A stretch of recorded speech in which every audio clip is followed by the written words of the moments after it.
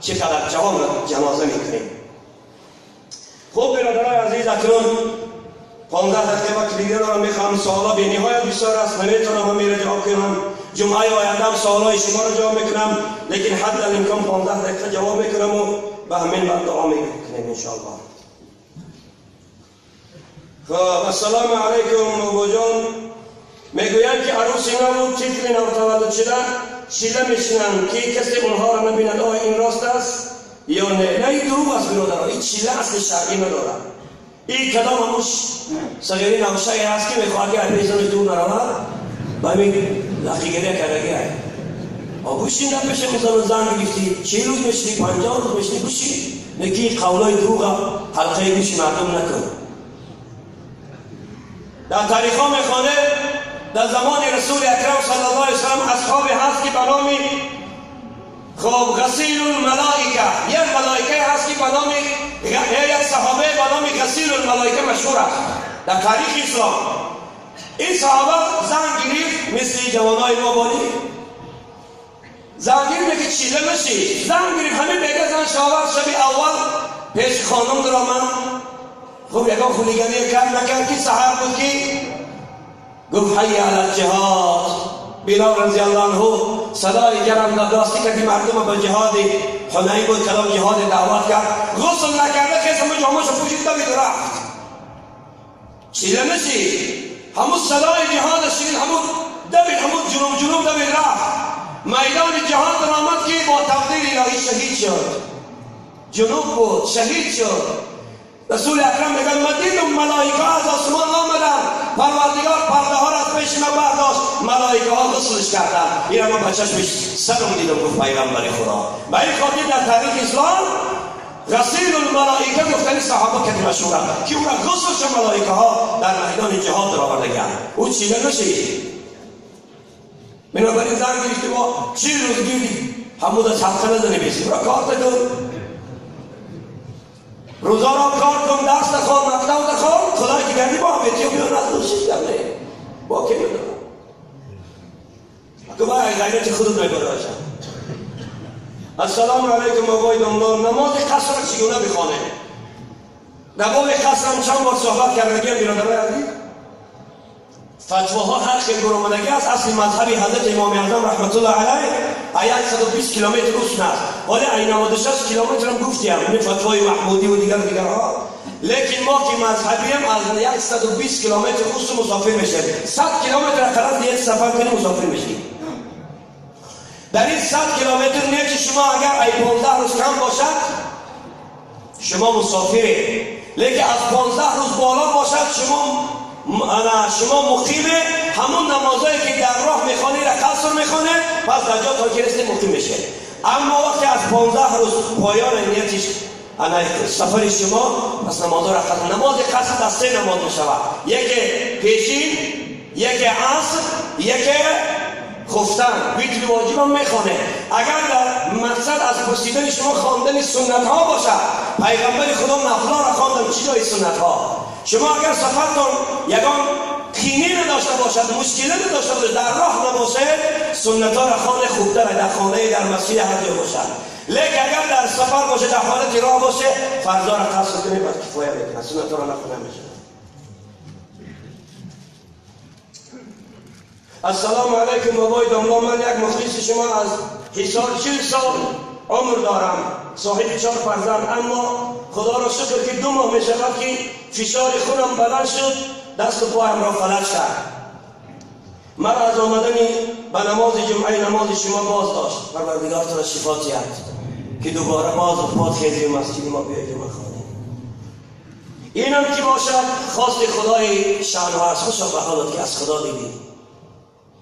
بابا جان، من با این تن بیمار از خدا خواستم که خداوند پدر و مادر شما را رحمت کند و جایشان را جنت گرداند. خداوند تو را به حرمت همین دعات که از خداوند خواستی پدر و مادر ما را جاشان را جنت کند. خدا پدر و مادر تو را صاحب رحمت و صاحب جنت کند و تو را شفای کامل، شفای عاجل نصیب گرداند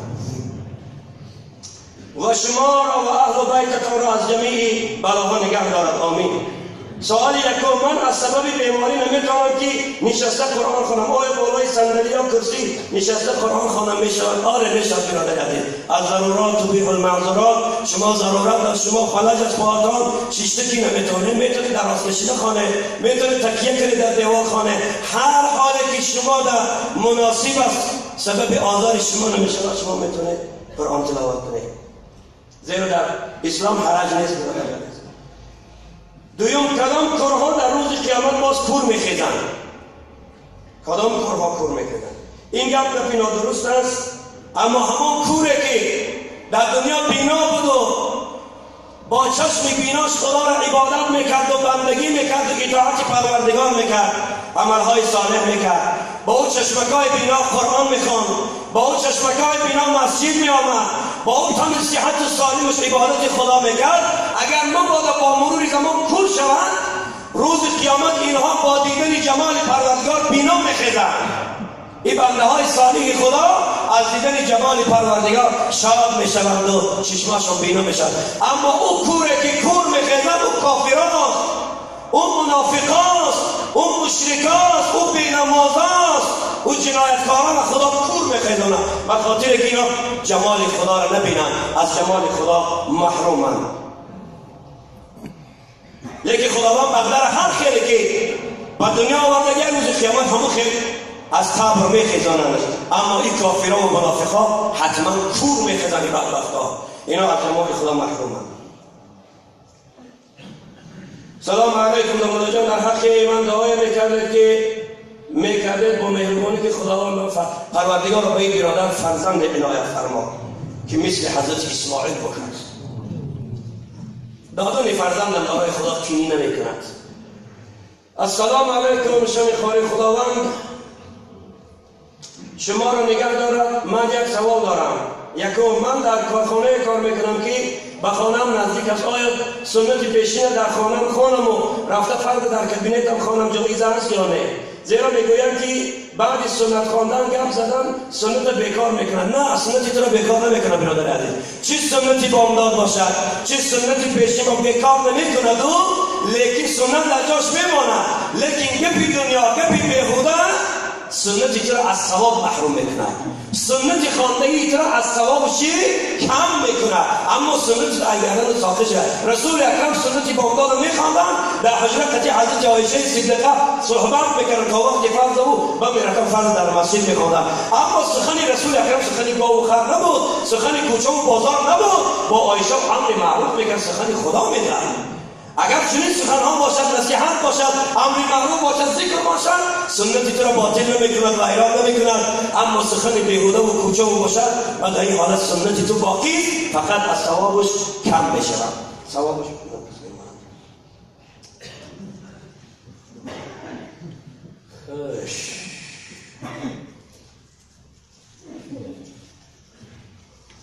السلام علیکم و من در یک جمعه از سخنان شما شنیدم که گفته دختران بی حجاب را گرفتن درست نیست. اما من یک زن بی حجاب را گرفتم، صاحب حجاب و نماز کردم، با او زندگی دارم. آیا زندگی من با این زن درست است؟ آره درست است. بله من گفتم و بازم میگم که این دخترای فاحشه و کوچه و همین بهتر به حیا را بچه‌های مسلمان نگیرن. باز این از منبر با گفتم باز نگیرن. اون راهی که خودی باید فاسق بچه را بگیرن تو یا دختر مسلمان را بگیر. هر کس همجنس خودش بگیرد. دیومی که شما از زنی به حجاب و به سطر گیرش های به حجاب و نماز بارک الله این همت کرد. من نگفتم که زنهای به حجاب نگیرن. اگر مثل تو بچه با غیرت باشه، با همت باشه، همین زنهای به حجاب و به سطر کوچگی را بگیره، زن کنه، صاحب شرم و حیا و عفتش کنه، مسلمانش کنه، نمازخوانش کنه، بارک الله گیرن، هم ثواب میگیره. همونا اگر صاحب عقل و تمیز شدن، صاحب شرم و حیا شد، شما مسلمان ثواب میگیره. این هم یک نوع دعوتی به خدا است. بارک الله برادر عزیز. شما دعوت کنه یار دوستاتون که هم خیلی زمان را گیرن صاحب ریمال کنن.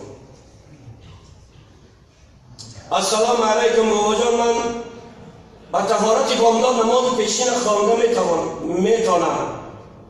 با طهارت بامداد نماز پیشین خوانده میتونم یا نه؟ خب در وقت یکم سوالش است. بله اگر شما پیغمبر خدا باید طهارت بامداد نماز خفتنشون رو میخواندن، لیکن اگر شما همین قدرت داشته باشه و قوت باشه اعضای شما شد طهارت بامداد کرده، خواب نرفته، باد نبرآمده است، خون نشده تکان طهارت که نشکسته، میتونه پیشین خانه، عصر خانه، شام خانه، خفتن خانه میتونه شما خوندن. خب لیکن اگر من باید خواب بود یا من باید ناسه کشیدی، سیگار کشیدی، یکم اخمقی دیگه کردیم و یه حالت طهارت دست بکن. در وقتی طهارت داشتن خیال میکنم که از پیشم چیزی برآمده است، خبر میگیرم هیچ چیز نیست، آیا طهارتم درست است و طهارتم شکست نه این را وسوسه میگه، با وسوسه نماز فاسد نمیشود. فقیهای ما میگن کسی اگر این درد مبتلا باشد در حالت نماز خواندن هم حق داره، اجازت داره که دست در همون اعذارش پیش کنند. اگر بین نوک چیلیکش رطوبت نمی پیدا شده است در این حالت طهارت شکستگی براید. اگر بینه که هیچی نیست خواب است نوک چیلیکش به همین چی نماز دوام کرد. وقتی که خیلی کسی داشته باشد خوب شد که بعد طهارت کردن در همون خشته که اعزاش یک پنجهک آب پرتاید، آب شفر و همون نمی در بدنشان که رسد خیال میکند که همون تحبوشون تره و همون دیگر چیزی نمیشه. السلام علیکم دامدو جان، آیا در هوای از حد خنک به مسجد نرفتن جایز است یا نه؟ یک دلیل نرفتن مسجد همین است که میگم در حالت مسجد را نرفتن اجازه است که خنکی شدید باشد. او خنکی شدید یکوتیا و مملکت‌های روسی در ما نیست برادران، او خنکی نیست که اگر تو تا مسجد به خنک زنکن بری. این خنکی ما 60 تا 70 درجه نیست، میتونه که همون مردد کشته بین نماز در مسجد بخوانه. لیکن اگر خنکی شدید که شد که دیگر امکانیتی برآمدن از خانه نباشد، کسل باشه که همون خنکی تو زیان رساند، میلش در خانه خواهیم است. خب در خانه اذان گفته سنتی بامداد خونده به مسجد میریم، برای فرض را خب با جماعت خواندن باز اذان گویم؟ نه، سنت اذان برای سنت نیست. شما در خانه تا وقتی میبینید صبح ببین است میدانه که در ساعت 5:30 مؤذن در مسجد اذان میگوید، شما سنت را به اذان خانه سالی بیایید در مسجد ذکر کرده شده، اون مؤذن که اذان که گفت یا گفته باشد برای فرض همون کفایه میکنه، دیگه دوباره در مسجد شما اذان نگوید. برادر عزیزم خب السلام علیکم داملا، السلام علیکم فرزند عزیزم قریداملا، من یک مرد 70 ساله از رایان رودکی هر جمعه با امید رحمت خدا به این مسجد شما میآیم. خداوند شما را پدر عزیز ثواب و اجر جزیل عطا کند که در این عمر 70 سالگی از رایان رودکی با امید رحمت ثواب خدا میآید. خدا عبادت شما کند. مسجد شما تا که جمعه خوانم و صحبت شیرینتان را گوش کرده حلاوت برم. من با نصیحت های شیرین شما قرآن خوان شدم، اما قرآن کلیدی میخوانم. آیا خواندن قرآن کلیدی ثواب دارد یا نه؟ زیرا علم عربی را نمیدانم. در حق من موسفید دعای کنید فرزند عزیزم. پروردگار پدر مهربان ما را خدا بازم در این عمری پیران سالگیش که قرآن خوان شده است، خدا خواندن قرآن عربی را بلد شدنش نصیب بگردان. پروردگار همون قرآنی که با پیغمبر نازل شد با حرف عربی خداوند زبانش به خواندن همون قرآن جاری گردان. برای تو هیچ مشکل نداره خدایا. دومی که پدر بزرگوار شما اگر در اینجا باشه با کلیلی هم که شما اگر قرآن خوانه ثواب دارد، لیکن اون ثوابی که از حرف عربی میگیرد اون ثواب ندارد. بارک الله، شما خواندن که امید دارم که خدا ثواب میده، شما را ثواب خواهی نمیکنه. خب یک سوال دیگه هم میخونم به همین انشاءالله دعا میکنیم. السلام علیکم بابایشان، ما یک گروه بچه های سوداگری بازار کارون قریب با 20 و 25 نفر زیادتر هر جمعه از ساعت 12 در مسجد شما آمده از آواز شیرین خدا دادگیتان استفاده میبریم. بارک الله، خدا همه شما را هدایت کند. خداوند شما را و تمام داعی ها را نگه دارد. آمین.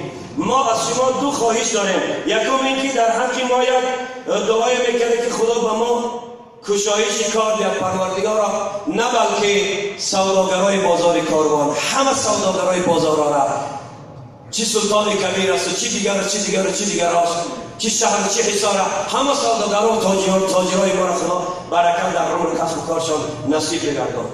دوم اینکه قصه حضرت مریم را میکرده، زیرا شما خیلی شیرین بیان هستید. انشاءالله اگر خداوند جل شأنه بر من رخصت کرد و عمر باقی باشد، اگر بالای این منبر باشم قصه حضرت مریم خدا خواسته باشد، من یکان ماهی را انشاءالله در برنامه میگذارم و همین قصه حضرت مریم میکنم بر موافق طلب شما. دعا کنه که خداوند تبارک و تعالی این مجلس ما را پرنور بگرداند، الهی رشته محبت و دوستی را میان مسلمانان برقرار بکند، الهی اسلام عزیز در سراسر عالم پیروز بگرداند. خدایا مسجد و مدرسه ها را کشوده و آباد نگه دارد. پروردگارا مملکت ما را با صلح و صلاح و خیر و برکت فیض و فیوضات خویش پروردگارا نگه دارد و دشمنان این دولت و ملت مسلمان را خدا خوار و ذلیل بگرداند. الهی رئیس جمهور که کفیل صلح و آرامی این دولت و این ملت هستند که الان نشان حاضر برای جشنگیری من این جشن نوروز بسیار خرسند و خوشحال هستند. خداوند ایشان را برکت در عمر و کسب و کار و مال و جان و دولت و دولتداریشان خدا نصیب بگرداند.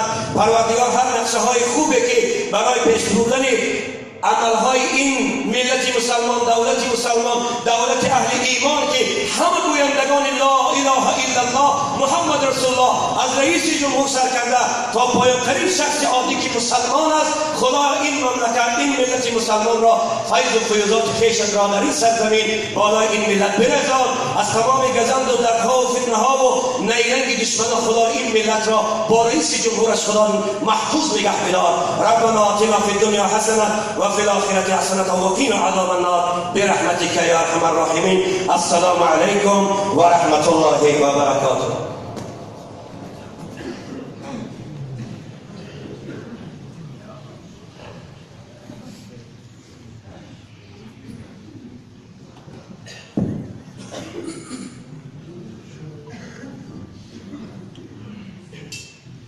الله أكبر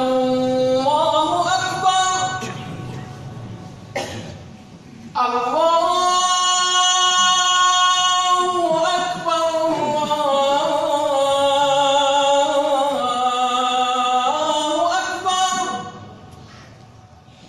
أشهد أن لا إله إلا الله أشهد أن لا إله إلا الله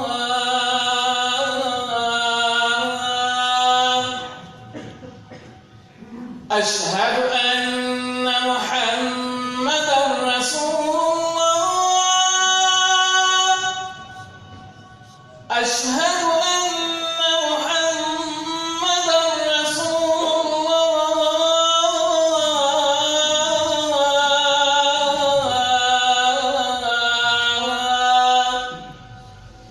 حي على الصلاة حي على الصلاة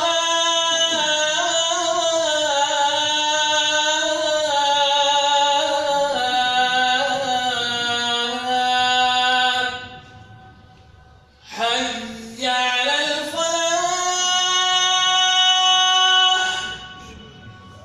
حي على الفلاح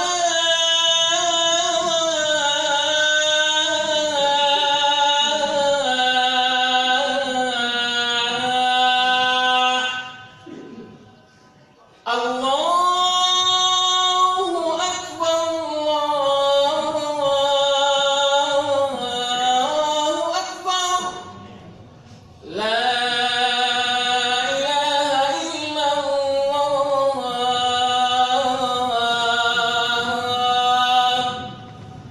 اللهم رب هذه الدعوة والصلاة القائمة آت محمدا الوسيلة والفضيلة والدرجة الرفيعة وابعثه مقاما محمودا الذي وعدته وارزقنا شفاعته يوم القيامة إنك لا تخلف الميعاد.